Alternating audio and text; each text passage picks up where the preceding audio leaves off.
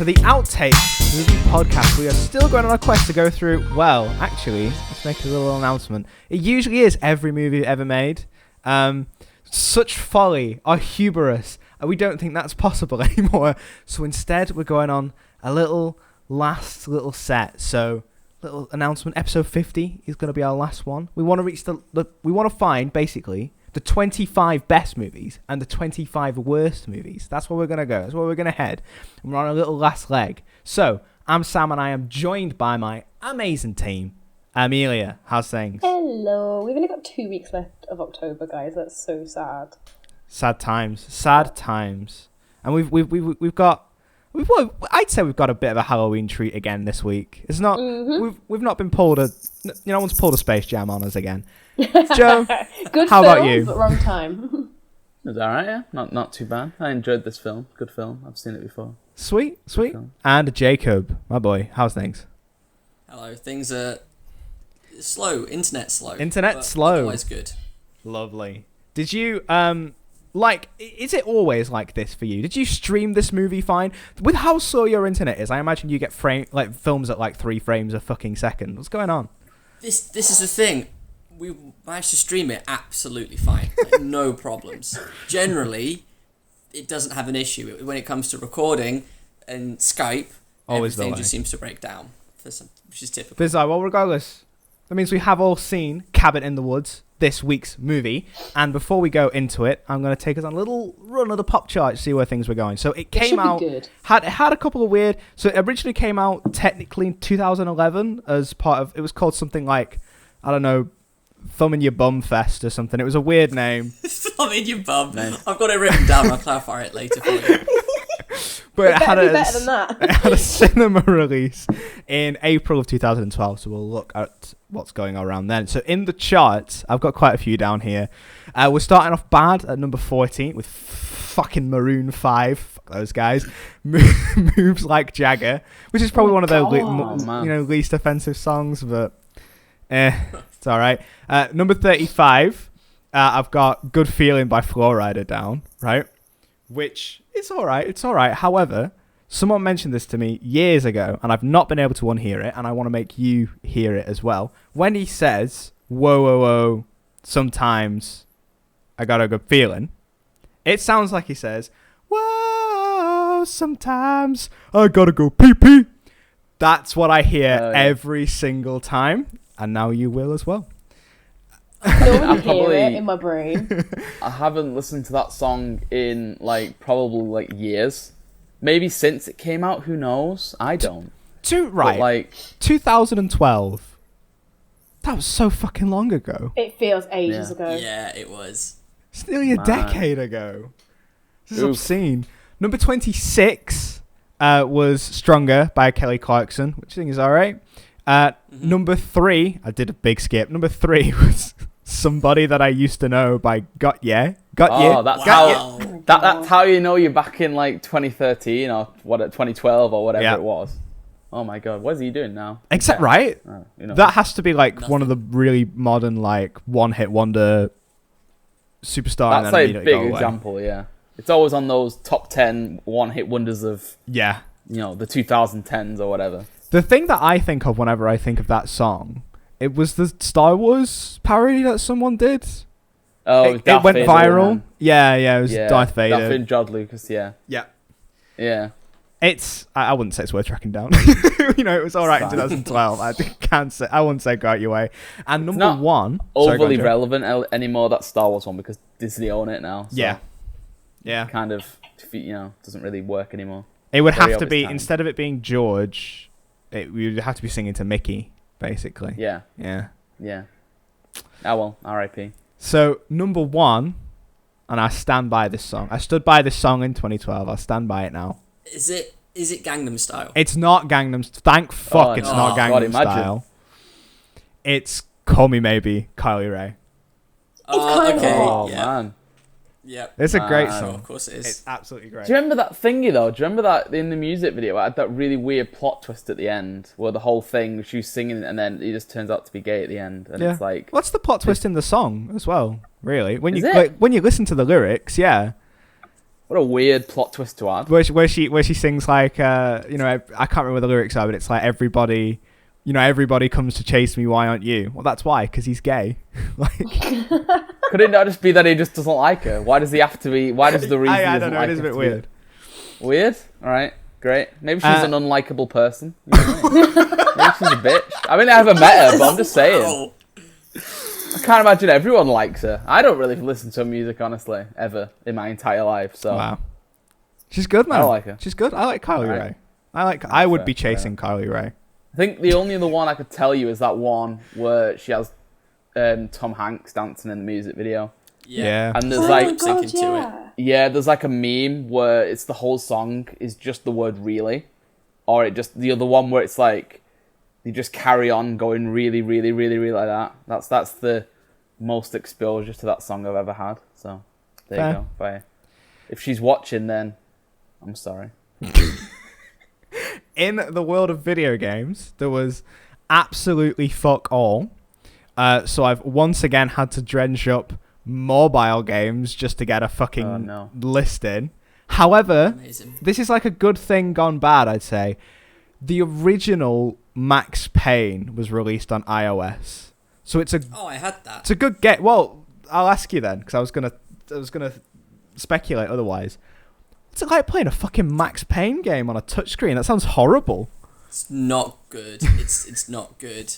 I had the GTA 3 and Vice City. Yeah, I had Vice City on iPad as well. It's kind of.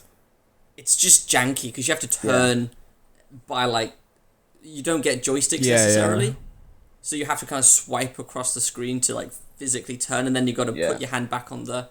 It's not fantastic. Did you ever play the really shit in those ones as well. The weird fake GTA games, like gangsters of LA or something like? Yeah, they were also not very good. There's like a whole. I do on my iPod Touch. That's how far back we're going here. Yeah, 2011, 2010, or whatever it was. So, in the world of cinema in April, here's some of your other options, right? American Reunion, one of the many American Pie, Let's Do American Pie Again movies. I have not seen any of them. I have no desire to see any of them. Nope. I used to see them when I was younger. I liked them. I couldn't say I liked them now. They're very outdated. Couldn't imagine laughing at them these days. Honestly. Maybe on similar lines. Well, a different type of humor, but they did the Three Stooges reboot as well. Oh man. Yeah. And a movie I've not seen. Let's see if I'm gonna say maybe Joe might have done. Maybe Joe. We'll see. I don't know. Right? Am I about to be offended by this? I don't know. The movie is called Pirates in an Adventure with Scientists. That's not too bad. Oh, I've seen that, yeah. I've seen that. Isn't it by Thingy? It's by the guys who did Wallace and Gromit, isn't it? Aardman, yeah. Yeah. Mm-hmm. There's a It's meme based on a book from series. it. Yeah, isn't that show. meme from it? That is on loads of stuff even now, where it's got like a quote or whatever, and it's got the guys like, yes, but actually no. That's from that film. That's the They were meme good. from that, It was a good film. My brother read the books. The books are quite good. Well, how about this? Maybe I've missed out. I used to really like Aardman growing up, so maybe I should check out Pirates Give it a in an go. It's Adventure fun. with Scientists. Very weird. Regardless, we did not check out that movie. We check out Cabin in the Woods, and now I do see why it's labelled as a comedy, as you mentioned last week, Jacob. Take it away. Yeah, so as Sam said, it originally debuted in 2011, the back end of it, December. It wasn't the thumb in your butt festival. What was it called? Or whatever. It was called the Butt Nummathon. Butt Nummathon. It was in Texas, which just kind of explains why it got that kind of name, I guess. Had anyone seen this before podcast? Yes. Partly. I had not. Okay. So the budget of this film was $30 million. What was the box office? I remember this coming out and being like, I remember quite a few people going to watch this. Yes. Like in our school, it was like, we're going to go watch. What was it, like a 15? Or was it an 18? It was a 15. Yeah, 15. because we were 13 when this came out. Yeah, I remember people... everyone being like, like trying to sneak into the cinema to watch it. Like everyone. I mean, I didn't because none of my mates wanted to go watch it. But being a bit older, I remember people actually in my year actually going to see it. So yeah, and like everyone was talking about it. Definitely everyone was. Well, not everyone, but like when you mention Cabin in the Woods, my brain immediately takes me back to a wood tech class that I had where everyone was talking about it. Love that. Yeah. So that's the strong connection. Yeah, so I imagine it did well. What was the budget again, do you say? Budget was 30 million. Okay, let's say double it. 60 mil. Yeah. I was going to say around like 60, 65 maybe. See, I was going to go a bit higher. I reckon this might have pulled 100 mil. Is it? I don't know why, but... Is this worldwide or like just in... Worldwide? Oh, I don't know then. Worldwide. I'm going to go about 150 then, worldwide. You should have stuck with your original answer, Joe. It was 66.5. Oh, wow. Oh, man. Million. Oof. All right, well. So, that makes Sam closest, I guess, because Joe, you didn't stick to your guns. Yeah, I know. Unlucky. Sort of gut feeling. US opening weekend for this was 14.7 million. Oof. So, I mean, it's still seems like it mil, was... but... Yeah. But based on that, it kind of suggests it was really popular when it first came out, and then no one wanted to watch it afterwards, because it already made a quarter of its budget back. A quarter of its eventual box office in just the opening weekend in just the US. I mean, so I can kind of understand that. Like when after I watched this movie, I did like it, but my immediate thought was like, it was alright. I wouldn't race out. I can see like why people might. When I was 15, I can see why the 15-year-olds were like, "Whoa, this movie!" I can understand that. Yeah. But like as an adult now, I wouldn't be rushing out being like, "Oh, you got to watch Cabin in the Woods." Like it's all right. Yeah, it's not like a go-to horror film really to watch. It's one of those like once you've watched it once, do you really need to watch it again? Is that the kind of... Do you feel like once you've seen it and you know the plot twist, you can't necessarily watch it in the same way? Do you think that's why? Yeah. It might even be because the plot twist... I feel like I have to put it in quotation marks because it reveals the twist the second you start the film. The very opening scene is like, no, real talk, this is what's going on. And I think because it's so layered in, you can't even have that go on that adventure of finding out the truth. You know, so it's just like, oh, well, it's that movie where it's an escape room. You know? Yeah. I like that. Enough. That's quite good. So yeah, cast and crew. Director for this was a guy called Drew Goddard. This was his directorial debut. Since then he's directed Some of the Good Place and Bad Times at the El Royale. Oh, I want to watch that. Those films I enjoyed that. Where people go, that has Chris Hemsworth in it. Yeah. What? Chris Hemsworth is good in that, you know, he's kind of like, I don't even know, like cult leader, but he's shirtless all the time for no reason. He's like, I'm shirtless, I'm Chris Hemsworth. Nice. And he's just, I'm the bad guy, I'm shirtless, I'm Chris Hemsworth. That's what he just does the whole movie. Fair enough. Weird out, yeah. Some of the other stuff that Drew Goddard has written, so he did some Daredevil. He also wrote Bad Times at the El Royale. It's The Martian. World War Z. The Martian was also that best comedy that year, wasn't it? Wait, it was for some reason. Yeah, that was so. He wrote The Martian. Called that one a comedy? Oh, no, he wrote the screenplay for it. It was thingy. It was basically just a grand exposure of like how fixed and rigged awards are. Like essentially because of the interconnectivity of like the way the governing bodies work and the fact that all movie awards are for big movies are just an extra marketing tact. It's a way to market the Blu-ray and things like that later. The Martian had to win something because of like industry connections, and the only thing that was left was the comedy category. Oh my god! So for that one joke where he's listening to the fucking music that his mate left behind. Yeah, really funny. Yeah. Good stuff. That's ridiculous, isn't it? All right, Joe. Yeah. He also wrote some Buffy and Cloverfield. The original Cloverfield. So he's got his. Apparently, that was this guy. Fair. So yeah, he co-wrote Cabin in the Woods with Joss Whedon, who is known for Avengers 1 and 2, Buffy, Firefly, and cheating on his wife. Yes, he is. Oh yeah, what a guy, but not really. Not really at all. And then you've got your main 5 characters in this are called Dana, Kurt, Jules, Marty, and Holden. Their names are kind of irrelevant. They just kind of fit into your horror movie stereotypes of the jock, the cute one, the blonde, the stoner, and the nerd, I guess, which is what Holden was supposed to be because he wore glasses for a bit. Yeah. Is that He not... was kind of a mashup of the two. Is that not just like the people from Scooby-Doo as well, though? Shit. Yeah? Yeah, it is. Yeah? It is. 100%. I'm not sure which one Throw it- Scooby-Doo is supposed to be. No, I mean, like, is that not just the lineup for Scooby-Doo? You throw in a dog. So, and well, then yeah, you've just Shaggy. got- Well, no, Is it because just there's 5 of Mystery them. Inc? So it's Shaggy's the fool. The stoner. Velma's yeah. the scholar. Daphne's the... They call her a whore, don't they? Oh, yeah. In the movie. I Daphne's the suppose, whore. yeah. Fred's the athlete, which makes Scooby the virgin. Oi! He's the final no. girl. Yeah, I suppose, yeah. I mean, Scooby is like the main character of it, so it makes sense, I guess. And you never really see him. I guess. He has like girlfriend briefly in some episodes, but he always just like fucks. Isn't there one where he falls in love with like an alien or something? Fuck no, I think Probably. Probably. Don't know. So Dana is played by someone called Christian Connolly, who's only really done House of Cards stuff. The blonde is Anna Hutchinson, who, again, nothing really too interesting on our IMDb. Sorry, Anna Hutchinson. R.I.P. Marty the Stoner is a guy called Fran Cans. Brilliant name. I kept writing his name down as Franz Can, but yeah, whatever. He's done The Dark Tower, Ballers, some small roles in Donnie Darko Training Day, and he was also in an episode of It's Always Sunny. Oh.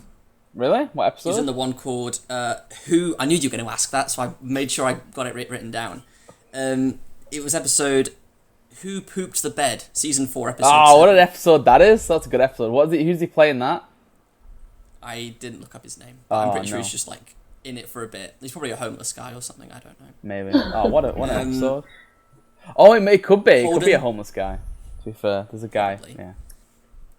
Holden, who was the scholar, the nerd, was a guy called Jesse Williams, who's done Grey's Anatomy.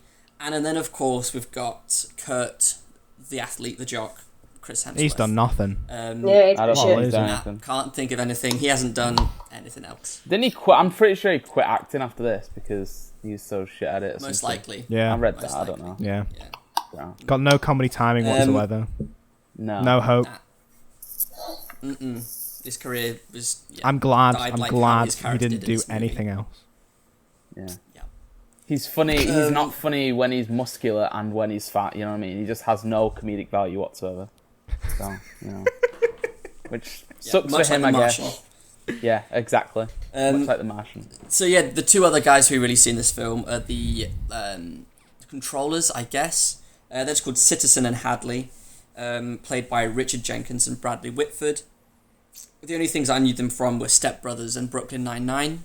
So one of them plays Jake Peralta's dad. Yeah. The other one plays one of either I think Will it's Ferrell or... it's Is it Will Ferrell's Jace. dad? It's John C. Reilly's dad. Okay, it's his. Yeah. Those two were supposedly based on Joss Whedon and Drew Goddard. That was like them as characters. That's So quite fun. it's quite neat. Ordinarily, I don't tend to look too much further into the cast and crew, but this week I wanted to check out who the creature designer was because, wow, they need to get some credit. And it's a guy called David Leroy Anderson who's done American Horror Story, Mission Impossible 3, Evan Almighty, Dawn of the Dead, Men in Black, The Nutty Professor, and Batman Forever. Ah, woo. Nice. Yeah, man. Hey, now hang on. Right now that makes sense because I remember literally thinking there's the big bat near the end of the movie dives through that window, Marty, and I was like, oh my god, it's the big bat from the deleted scene of Batman Forever. It might actually be. It probably is. Yeah, that's probably what it is. Yes. Yeah, reused. That probably, yeah, true. It's a shame no one danced with it. Yeah, I know. That is a shame. I'll touch on the monsters when we get to the monsters, but I've got a little section dedicated to them. So the movie itself was only written in... Actually, how long do you think it took to write this movie? I feel like because you've said that, it's going to be a while. Okay. I feel like it's going to be really quick. I reckon... Okay, I'm going to go the other side. I reckon they secluded themselves, maybe in a cabin in the woods, and bashed it out in a week and a half. I was going to say about a week. About a week. I'm going to say they came up with the idea at lunch one day, and they were like, yeah, that's a good idea. And then, like, 5 years later, they were like, remember that idea we had, like, 5 years ago? Like, they started writing it. Then Josh Whedon went off to do whatever he does. Not his wife. Yeah. Yeah. Adultery. He went off to do some adultery. And they were like, oh man, let's carry on that script. So I'm going to say about 7 years. 7 years. So, so that's from idea conception to completing the script. Yes. To handing it over. And being like, and the producer looking at him like, how was cheating on your wife? Oh, thanks for the script. And then that's that. To be fair, I don't know when that happened. I think it was more recent than this film. But either way, you're all well wrong. Oh. 3 days. 3 days? 3 days. Oh my god. They both come off the back of failed projects. I didn't care to look up what they were, but they probably weren't very good. Locked themselves in a hotel room for a weekend and bashed out this script. Which is that when he cheated on his wife in those 3 days? In that hotel with Drew Goddard. Yeah, with Drew Goddard. Yeah, maybe. I don't think so. So yeah, despite the fact that this film came out end of 2011, principal photography started in March of 2009, was wrapped by May, and was scheduled for release in early 2010, but then got delayed because they wanted to convert it to 3D. God. Yeah, that sounds right. 2012.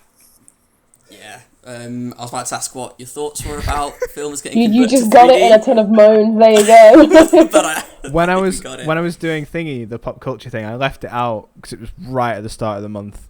But I think it was the first film released in the cinema in April was Titanic in 3D. Oh good god. It kind of set the tone, like. Wow. I proper feel like they thought 3D was going to be like the next big thing. Yeah. And everyone was like, I think I only ever watched one film in 3D in the cinema, and it was only because the 2D version of the film was sold out. So we were like, oh, fuck's sake, we have to watch it in 3D. And it was bloody Wreck-It Ralph. When it first came out. You haven't even seen Avatar. I was going to say, I sat through Avatar and it killed me as a child. I saw Avatar, yeah. I didn't see Avatar in 3D. I didn't go to cinema to watch it because fuck James Cameron, you know what I mean? But like... Nice. Yeah, why not? Like... I think my version of Avatar comes with... Remember when they used to do it for 3D like DVDs as well, and they used to give you the thingy? Yeah. I think my version of Avatar that I used to have on DVD, I don't know where it is now because fuck James Cameron, but oh my god. I'm pretty sure that had thingy. I'm pretty sure that had a 3D disc in it, and I still didn't watch it in 3D. Amazing. Because I watched that film once, and that was enough for me. Yeah, it was weird because they were trying to push it on TV as well. Like they were doing like 3D TVs. I remember like they were trying to make 3D sports a thing. Like that was really such a bizarre idea. And I had I think my Avatar disc had a 3D disc in it as well. I think I had the director's cut. I think I just got bought it for Christmas. I think I did watch it. I can't tell you a thing about like what was different or whether it was interesting. Not a thing. But one movie I did watch in 3D was I had a copy of Journey to the Center of the Earth starring Brendan Fraser. I did watch that in 3D with the red and cyan glasses, and it was horrible. Oh my god! It's that bit at the very beginning with the bug thing, and it's like eyes go straight out the screen. Yeah. Oh man, that film. And when I hear that film though, right? You know when like you watch something when you're younger and like you can't remember the film, but certain things like embed itself into your brain. Whenever I hear someone say the name Sean, all I hear is Brendan Fraser screaming Sean like he does in that film. I can't remember what the context of him doing it. I just hear his voice doing it in my head. It's really weird. I can't tell you what the story is. Couldn't tell you anything else about that film. I just hear his voice shouting Sean. Because there's a bit where he does it. Don't know why. The more you know. Yeah, exactly. The more you know. There's a bit where a yo-yo comes out the screen as well. Remember that? Yeah, there is. Yeah. There is. Bit where he's like looking in the mirror and then Brendan Fraser's face goes like... It's grim. But, yeah. There you go. What a movie. Yeah. This film, I don't think ever did get converted into 3D because it got sold. So MGM had this and Red Dawn, and they were like, we're just not going to release them. We want to switch up the company and what sort of films we make. Does someone else want to buy them? And then Lionsgate bought them, and then bought both Red Dawn. I think it was both Red Dawn and this. So these movies were finished when that sale happened? Because to be fair, this already felt a bit like a Lionsgate movie to me. Well, it was heavily inspired by like Lionsgate movies. So the fact that they were the ones to release it, there was loads of interviews I read where they like the directors and people behind it were happy that Lionsgate were the ones to release it, and they didn't want to change any aspects of the film. They bought it and then released it as it was, which is pretty nice when that happens to your project, I guess. Final bit I've got is Roger Ebert gave it. Is it Ebert or Ebert? It could be Ebert, Ebert, Ebert. Like, it could be anything. Yeah. Rog. That guy, Rog. Yeah, he gave it 3 out of 4 stars. Fucking hell. Good. Oh, that's good. Wait, no, 3 out of 4. Yeah. Yeah. Weird. I did try going on his website to compare it to other films that were 3 out of 4 stars. But everything is on there. Yeah. He's watched so much just crap. Yeah, man was a full-time... fuck it, yeah. Yeah. He does his job much better than we do. Because, whatever. So the movie itself, we open in like this office facility water cooler chat conversation. What do we think about that opening? You don't expect it, that's for sure. Yeah, no, you go into expecting like proper horror film, and then it's like, yeah. Did any of you think you'd pressed play on the wrong film? I mean, nah, because I already know that like it was a subversive flick. But I've got the advantage of watching it now in 2020. You know, like maybe if I'd have been in the cinema, I could have been like, "Am I in the right room?" You know. Okay, yeah, it's admittedly different when you go cabin in the woods play rather than walking into So it was deliberately designed to be a misleading opening, but very quickly after that we don't really know what it's about. We switch to the Burbs and we see that we've got this group of young adults. Are they teens? Nah, they're definitely like 20 something. They're high schoolers in the same way that the Sam Raimi Spider-Man high schoolers are high schoolers. Yeah, sure, yeah. And they're going away for the weekend. They're going away in their RV to this cabin in the woods. That bong, that coffee mug Marty bong, has, is amazing. That coffee mug bong. Anyone want to guess how much that cost to make? Oh no, we're gonna be something. A tenner. $5,000. Fuck off! What? Did it work? Yeah, it was a working bong. Well, yeah, you can get a work one for less. Do you reckon that's like in someone's private collection now for sale? I'm gonna see if you can find it. It has to be. Absolutely, $5,000. $5,000. Unbelievable. Which is insane. But we get introduced to the crew, and they head off to their creepy old cabin. They drive through that tunnel, and that CGI eagle flies into that big invisible wall. That CGI eagle didn't give me much hope for this movie, you know, early on. I was like, that's not a good-looking eagle. It's not the best CGI in this movie. What do we think about revealing the wall this early in the movie? I get that the twist gets revealed, but I feel like later on it takes away from one of the deaths. I feel like that, without seeing the wall, that bit would have been so much better. The death.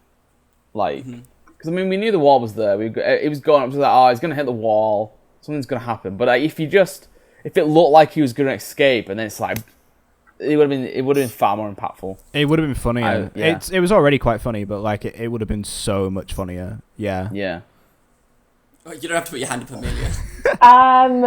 So I can't find a price like of the original prop, but you can actually buy it. It's a thing. Someone's made it. And how much is it? $64. That's much more reasonable. Okay. It's come down in price. So there you go. So let's say, do what you want in your spare time, but there you go. But yeah, it eventually gets revealed that the scenario that they're in is controlled by these 2 dudes who are down in this facility somewhere, and that everything that happens is being monitored and controlled. So they'll turn up the temperature, release pheromones or various other chemicals like that to try and influence and control what these kids get up to. We get the scene of all the different departments betting on which monster they think is going to kill them. What did you think about the betting? I love that. It was funny, yeah. Yeah. It's a nice kind of angle to take, like, because essentially what they've done is they've just pulled, like, it's weird because it doesn't. I don't think it immediately invokes comparison, but it's like a Lovecraftian thing. Here's an ancient god, a nameless thing. We don't understand it. We can't control it, but we formed a cult around it and keeping it at bay. And I've seen so many variations of a cult worshipping a mysterious or the cosmic being, and they always look the same. It's always cloaked people. It's always mysterious caves. So to have it be regular business people doing coffee, talking about their wives, making bets, like, it's so normal to try and murder a bunch of people to them that they make a Deadpool. That's brilliant. That's really funny. Of course, people have paused the movie and gone through and recorded a list of everything that was on the board. Again, when we get to the monsters bit, I'll briefly touch on some of those. Back to the gang in the cabin themselves, they start having a game of truth or dare, because what else are they going to do? And eventually they make their way down into the basement, where they find all these spooky, strange objects that, of course, they're immediately interacting with and doing stuff to. And the one that they end up choosing is the diary, the book of the Buccaneers, I think their name is. And they end up accidentally summoning these zombies. Yeah. Which then come to kill them. But while all this is going on, Marty, the stoner, or the fool, is starting to pick up on how they're in a horror movie. So he hears the creepy voice say, like, "Read it," and just getting freaked out by everything. He finds the camera, realizes that Kurt and Jules are behaving like stereotypes. So they were going to do something about it, but he ends up getting got by a zombie, where he then bongs it over the head with his bong. Brilliant. Basically, they all just kind of get murdered and killed one by one. And it's very clear by this point, when we get the cuts between the cabin and the facility, that what's going on. They're stopping demons from coming back by sacrificing all these people individually. I've already asked you about the invisible wall thing. I was going to ask you about that, but I already have. Do you think that was your favourite death because it was more interesting than just being got by zombies, or? I mean, I do. You have. Well, so like we said before, like if we didn't already know the wall was there, like the whole thing, we could have been like, oh, why didn't they just escape? Why didn't they just run off into the forest or whatever? And then he does the jump and he hits the wall, and it would have been really good. It was kind of cool though, still, even though we knew the wall was there. Like, you don't quite expect it. You expect it to just kind of be like, I don't know. It was a cool death out of all of them, I think. Yeah, I'm going to be really nitpicky here and say that it didn't quite have the impact that I think it could have done. And it wasn't even necessarily, I think, because we already saw the wall. This is such a small thing, but I really think it would have made it. We didn't hear him bounce off the wall enough times. It was a lot, right? Yeah. But I think if you'd have heard one or two more as they start having the conversation, he's still going, I think that would have made it. Yeah. You know? Yeah. Make it seem like more of a... I know that's very nitpicky, but like just too much should have been the... You know, it'd be like a really weird way to have taken it. You know, like a game, like in GTA, when you drive into a wall so quickly that you get like clipped into the wall, and then it starts to do that horrible sound when everything's clipping and thingy. Imagine if they'd done that, and like he was like spazzing out and stuff, like doing so the he half goes through and just his legs are stuck. I mean, I'm not saying that would have been better. That would have been considerably worse, and it would have ruined the whole thing. But I just imagine if that's what it was. That would have been so weird. He was just he's like arms and legs are doing that thing where he's like spazzing, going up like whatever, like you know, like glitching all. He's got his arms are going really long and stuff like they do. That'd be weird, wouldn't it? It's a weird thought I had. It would be weird. I'm glad they didn't do that, but absolutely. I want to see that in a film one day. One day, maybe in that Free Guy. Maybe they'll do it in that. I keep forgetting about that film. Yeah, That seems like the appropriate film to do some clipping. What do we think about the bear trap on a chain, by the way? Is a viable weapon for zombies to use. It was rad, actually. Quite scary, yeah. Yeah. Yeah, I felt like a lot of the characters took a lot of damage and then were fine. They probably just ate something. Which... They were fine. Regenerated the hell. It did kind of feel like the more we went through the movie and the more they upped the stakes, the more it did feel like we were getting video game villains. And we had to start treating it on that kind of logic. And it was cool. Like, they were really cool designs, and I was into it. But yeah, I do know what you mean. If you want to try and treat it in the logic of like, oh, no, this is a horror movie, not a video game. Yeah, they take a considerable beating. Yeah. I feel like if you were to get a bear trap to the back, as Holden does while they're trying to escape, and be hanging off it by a chain, there's no way you're going to be able to comfortably sit back in the chair of an RV when drive. You'd at least be sat forward, but anyway. Anyway, they're all presumably dead at this point because Holden gets speared through the chair, and Chris Hemsworth jumped at a wall, and the other one was trying to have sex and got her head chopped off, and Marty got pulled out a window or something. So it's just Dana left, and the facility are like, woo, party time, we've done it, we've held back the demons for another year. But no, they haven't, because Marty's fine, and he survived against all odds. Which is what was causing the shortage with the demolitions in the tunnel. He'd been faffing around with wires and stuff. Because he'd...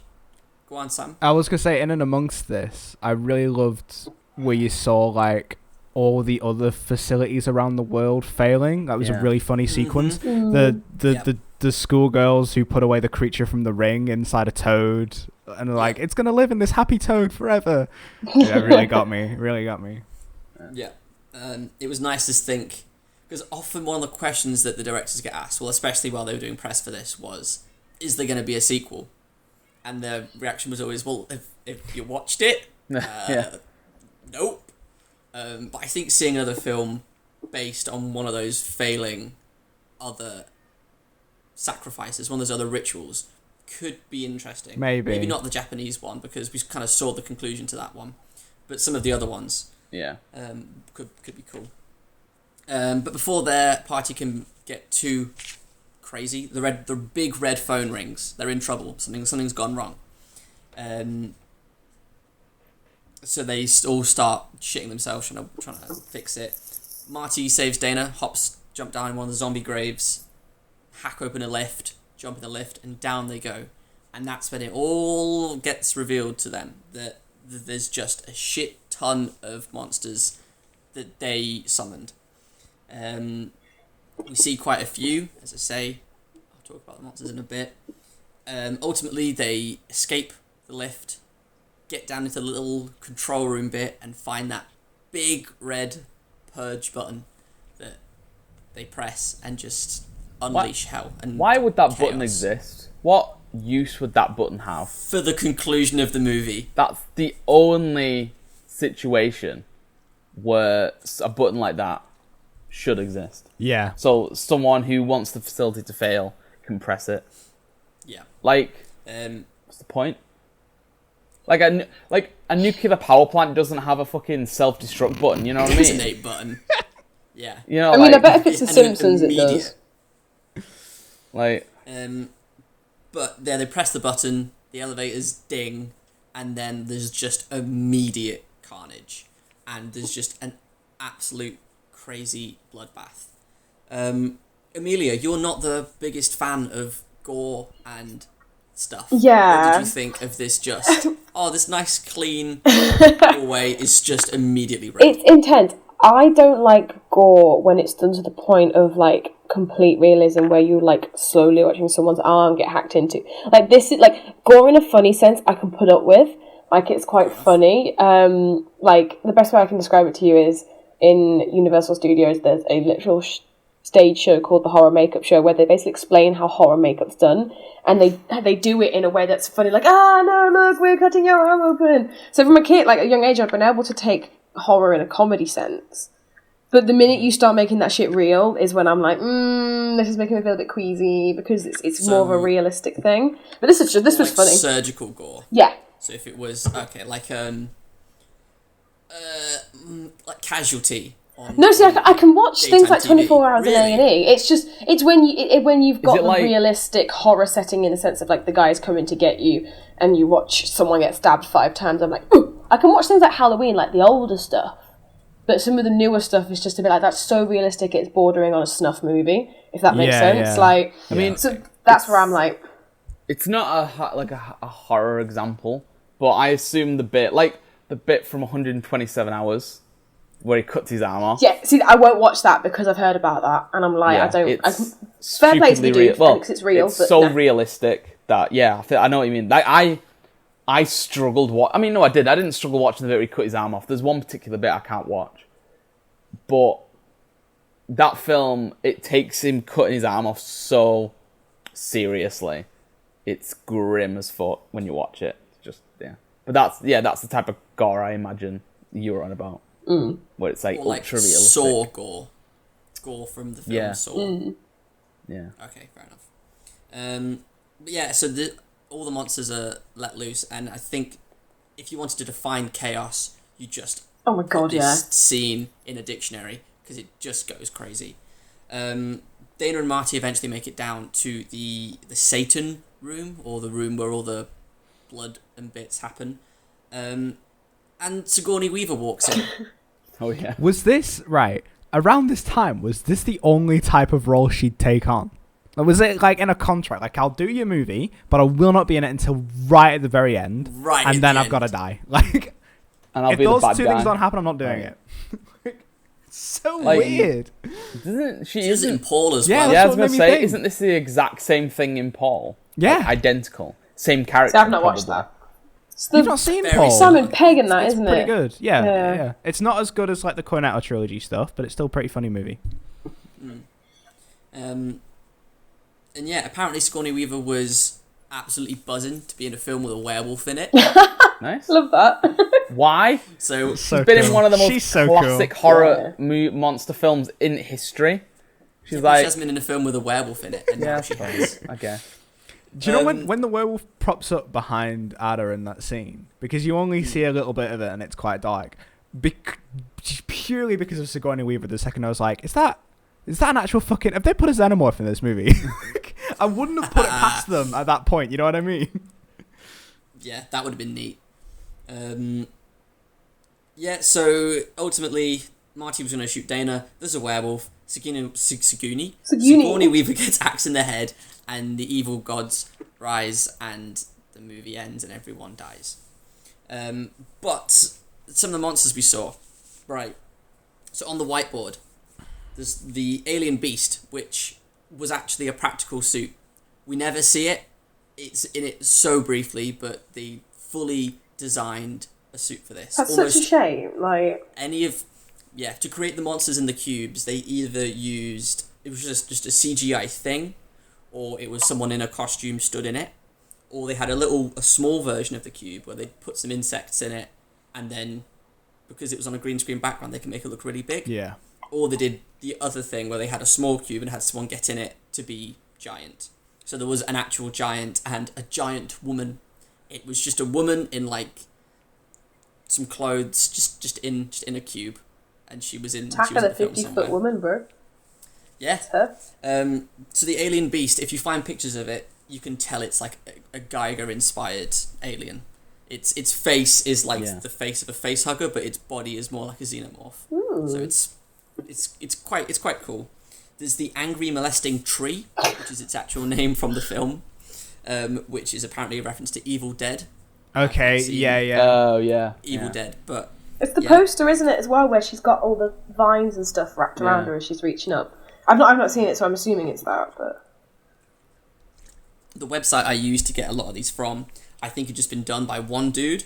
It was on like Cabin in the Woods wiki or something. But there were quite a few pages. Of course there's a fucking Cabin in the Woods wiki. Of course there is. There was the name of the monster, or the name that someone's given to the monster if it isn't like hasn't got an official one.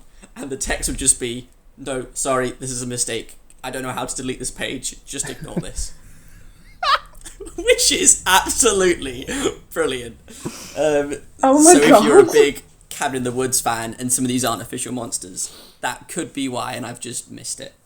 So also on the board we've got a bride, clowns, deadites, which are again an Evil Dead reference, demons, dismemberment goblins. Wow. Nice. Which I wonder what they do. Believe it or not, they dismember people. They just rip people's arms off. They were also practical suits. There were two guys in suits, just dressed up like goblins, and would just cause carnage. They drove a golf cart at one point just down a hallway with like arms and legs in their hands. You've got the doctors that were not like Doctor Who doctors. They were creepy. Like Silent Hill kind of ones. nurses. Nice. I kind of got that vibe. Yeah. Dolls. There was the Dragon Bat, which was the big old, probably a Batman reference. There was just a giant, as I said, the giant snake that features pretty prominently. It's pretty cool. Hard pressed to miss that one. The Hell Lord, which is also known as Fornicus, the Lord of Bondage and Pain. Nice. And that was the dude with all the swords in his head. Nice. You've got the Huron, or Huron.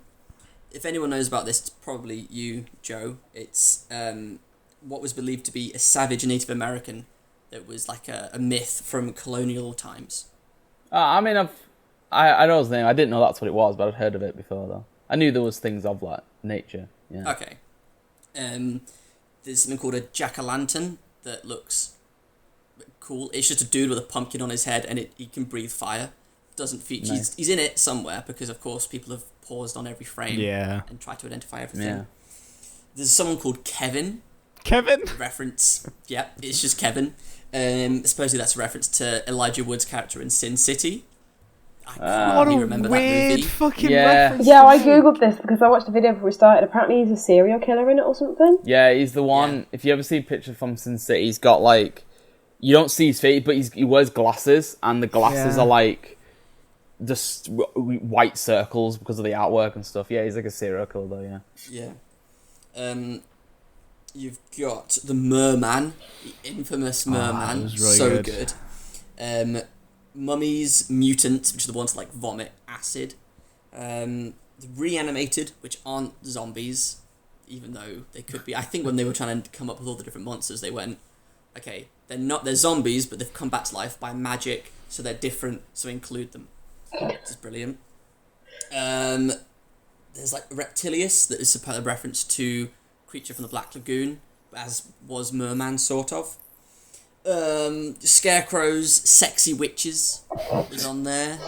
Snowman. Ballet Girl, which I think was also She was called, really cool. So cool. The face, which is like a lamprey. If you know what one of those is, or if you don't, go and Google it. They're a real thing, and their mouth is like her mouth. It's fucking terrifying. I'd rather not. Kind of cool. Another one that features quite heavily is the unicorn, which was a real horse with a prosthetic horn on its head.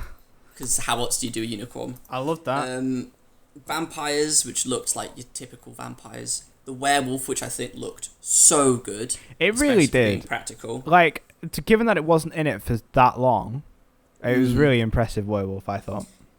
It's the fact that this list is this long, and a lot of these monsters appeared in it, and they would have been background characters, or even like the werewolf probably features more prominently, but they fully designed the whole suit and had someone in it and made an animatronic head and everything else. It was amazing. I can't help but feel like some of them might have looked a little bit better though if they didn't spend $5 fucking grand on that coffee bong. I still can't get over that. Yeah, fair enough. Witches, wraiths, and then the zombie family that we got, and just zombies. There are so many more that either feature in the background or behind the scenes. The American slow walking creepy girl which is I don't think that's the official name, but it's just a girl in white. Amazing. Is either a reference to The Ring or something called Fear, which is FEAR. It's a video game that I've not. Yes. Oh, well, And then yeah, the I've third not played one's it, I know. F3AR. Yeah. Ooh. Is there a fourth one that's FE4R? Oh, that would be amazing. I don't think they did a fourth one. That's a shame. Yeah. I remember the third one coming out. What is that about, that game? Is it just... You have a gun and you fight ghosts. Pretty simple. Basically, essentially what it is it's just like really look, I've not really played them, so I won't fully give a judgment. However, from what I've seen, it's very like lowest hanging fruit jump scare material, if that makes sense. Yeah. Like you're climbing a ladder, and through the ring, you'll see through the like rungs, you'll see a spooky face for a second, and it'll scream at you, and then that's where the tear is. You know what I mean? That kind of stuff. Yeah. Okay. Some of these others have got brilliant names. I'm gonna skip some out because reading lists is boring. Balding Menace. Just a dude who's going bald. Oh no! Is that Joss Whedon? Yeah. Wow, very good, especially if you're not his wife. There's something called the Blob that, again, they built an animatronic for and would just inflate bladders on it so it would look like a blob in a cube. Pretty cool. There's something called a boomer that isn't just an old person. So, no, right. Do you know what I know that is, though? Like, why that's in there? Is it the one from Left 4 Dead? It It's is. from Left 4 Dead. And I've got a fun fact about Left 4 Dead. Yeah, I was going to say. I was wondering if you were going to say. Video. Yeah, go on. Because, I mean, I know the fact about it. I was curious to know if you were going to say it. But yeah, go on. Pretty cool. So, yeah, we've got the boomer. These are all in alphabetical order, so I'll come to the other Left 4 Dead ones in a minute. Yeah. A cow skull giant. That was just someone with a cow skull on their head in a little Nice. cube. There's a Cthulhu creature that, again, full suit, wasn't CGI. Obviously, Oh, man. Lovecraftian. Are these all just ones that were in the cubes and that you just saw for They like? were either. Yeah, they were either in the cubes or on one of the screens at one point, or seen in a behind-the-scenes video, but ultimately got cut.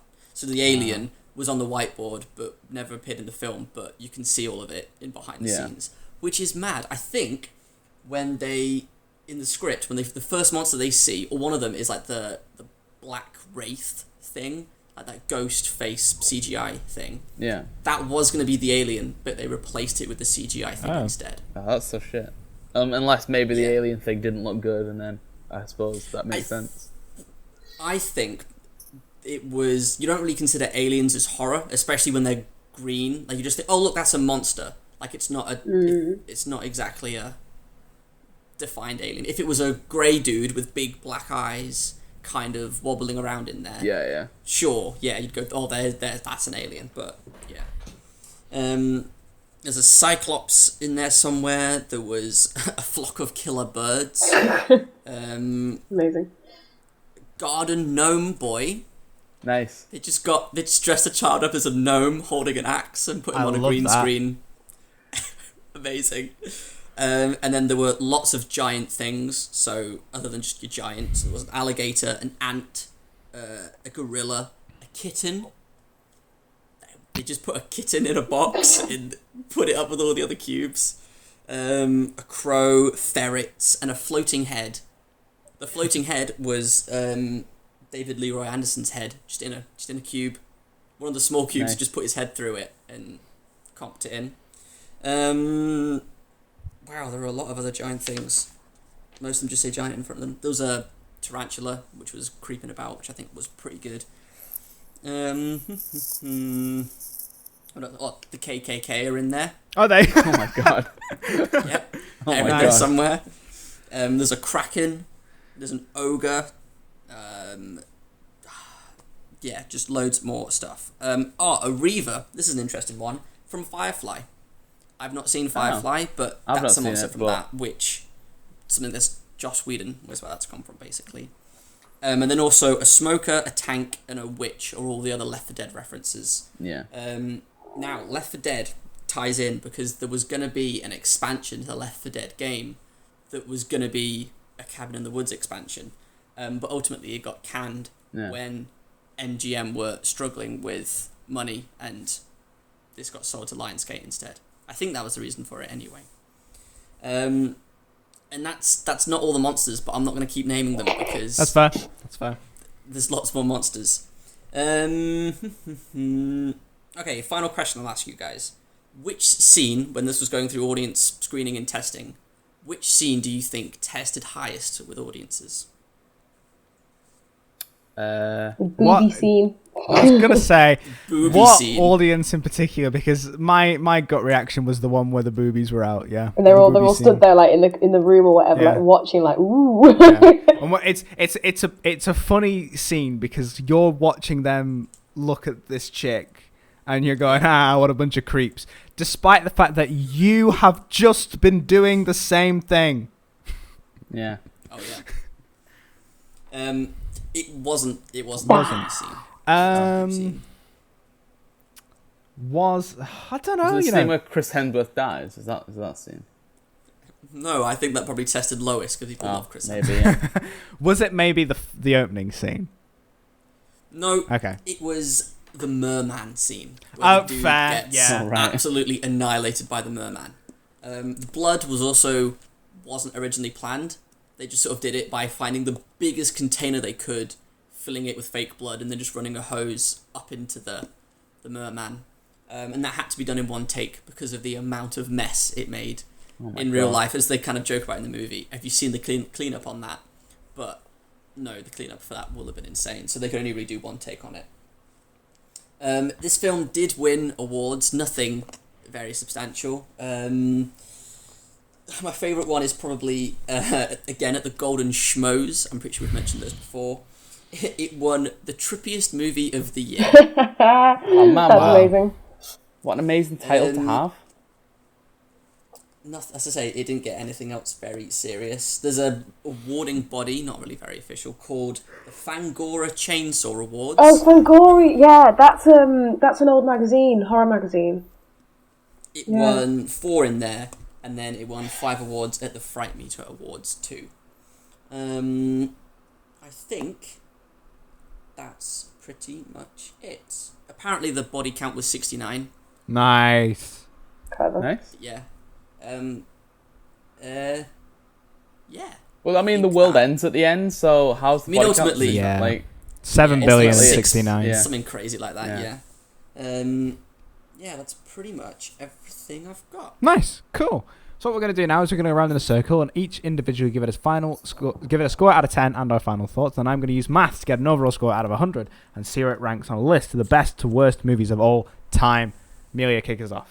Yeah, I'll keep it short and sweet. Yeah, it's a good film. It's a good laugh. I feel like you say, once you've watched it, I don't know whether or not I'd run to watch it again, because I feel like nothing can beat that first viewing of it, and kind of like seeing all the gags and stuff for the first time. But apart from that, yeah, it's a good film. It's funny, it's clever. Obviously, this is the film that kind of, they say, launched Chris Hemsworth. I guess it's Quite important. literally into a fucking force field. And so the only thing that kind of drags it down for me personally is, and I think that this is just because it's from 2012, some of the CGI is a bit like, oof, that was a bit like, I don't know. But I love the fact that loads of this was practical, and I'm all for practical effects and stuff, so it's where it kind of wins back some points for me. But I think I'm probably going to give it a 7. Yeah, fair. Jacob? Yeah, fairly similar stuff to say, I reckon. I very distinctly remember watching this for the first time because I watched it. We all went round to... I joined a new school, hadn't been there very long, and I got invited to go around to someone else's house after school, and we were going to watch some films. And we watched this one and Piranha 3 Double D. Oh my god. Yeah. Which was when I must have been... I was year 9. So however old you are in year 9, I was that old. So this film stuck out to me, and I was like, this is horrific and brilliant, and I love it. Rewatching it, yeah, I can see why you would only want to watch this once. It's not very rewatchable. Some of the twists, well, I say twists, some of the swapping the horror tropes for comedic beats, but not by just doing a straight parody. Not like Scary Movie. Stuff like that. I think that works quite well. But yeah, overall, I'm gonna go with a 7. Joe? I mean, yeah, it's the same, really, isn't it? It's like, it's thingy, it's like... It was good when I first watched it, because I was like, oh, wow, it's different-ish, you know, it's taking the piss out of all these, like, horror things. But once you kind of seen it, watching it again, I feel like, even though I watched this literally like over a year ago, I still feel like watching it again, I watched it too soon. Like, it's... I don't know. It's fine. It's okay. It's like... I'm going to give it a 6 because it's... I don't really like Josh Whedon, honestly. Yeah, that's fair. I know he didn't direct it or anything else, but I just don't like him. Oh, he did write it. Yeah, it's his vision. I mean, I don't know about the other guy, but I mean, I do, because all the other stuff he did is only okay stuff as well. But yeah, I'm going to give it a 6. 6, fair. Yeah, I liked this movie. It was very much kind of like all right. I think one of the big problems is that while it's... I'll say this. I think you can tell the script was written in 3 days. Yeah. Because there's some stuff in it that's really funny, and there's some stuff where it's like, you could have done a lot better, though. You could have done a lot better. Like, as far as satirizing horror goes, I'm up for the idea. I'm really up for the idea. And a lot of my favorite movies ever are satires. Hot Fuzz is one of my favorite movies, satirizing trashy action flicks. Kingsman is one of my favorite movies ever, satirizing Bond and spy films in general.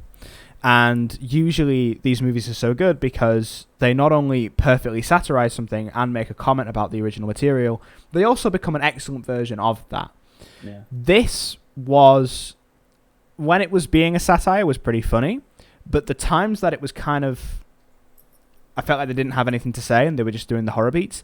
They were just doing the horror beats. What if we take all the horror stereotypes? Okay, and then what? But they've already moved on. They've only written the script in 3 days. You know what I mean? It's like you didn't do anything with it. I feel like saying, "Oh, we wrote the script in 3 days," shouldn't really be a good thing. No, it shouldn't be like, "Oh, we wrote the script in 3 days. How good are we?"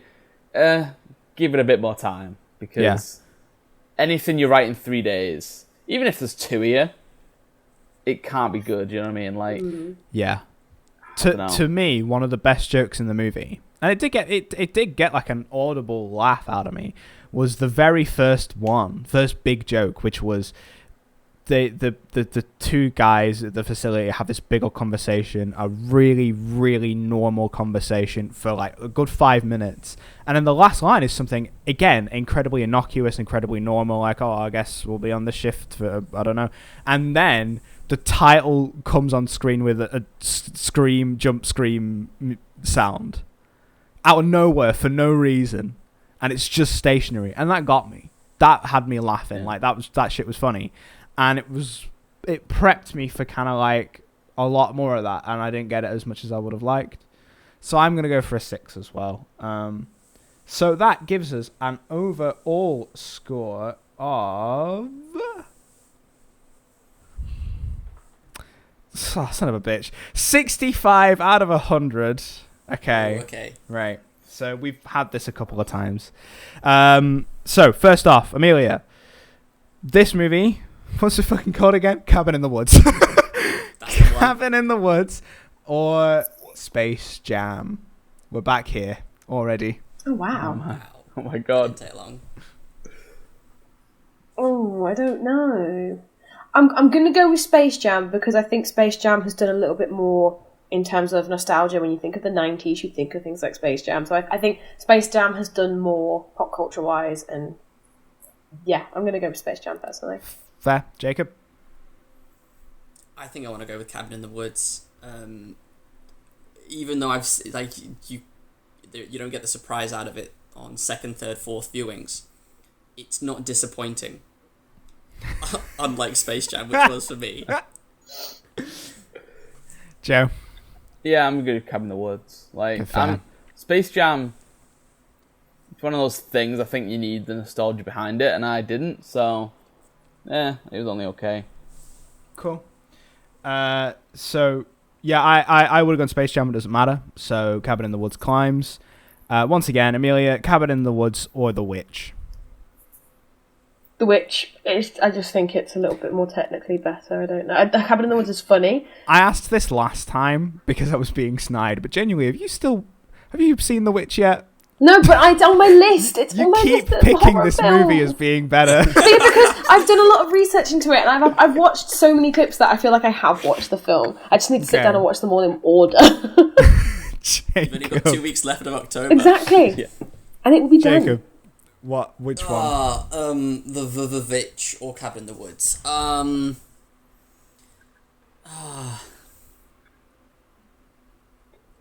think I enjoyed Cabin in the Woods more. Okay. Joe? I'm gonna pick The Witch. Cool. I'm going to pick The Witch as well. Like, I actually got on with this movie a bit better than The Witch, but I can understand why people really like The Witch. 100% more so than this movie. So I'm going to go with The Witch as well. So that slaps it in there as the 33rd best movie of all time. Which brings us on to the most important part of the show. That's finding out what we're going to be watching next time. Joe, let us know what it's going to be. So I mean, obviously you said at the beginning that we're doing like the last 50, which means the next episode it will be my last pick.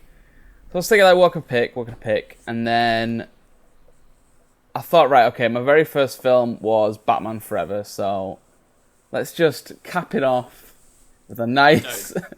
Don't do it. Do it. Don't do it. Do it. Let's... let's just do the sequel to that. Let's just do Batman and Robin. Yes! No!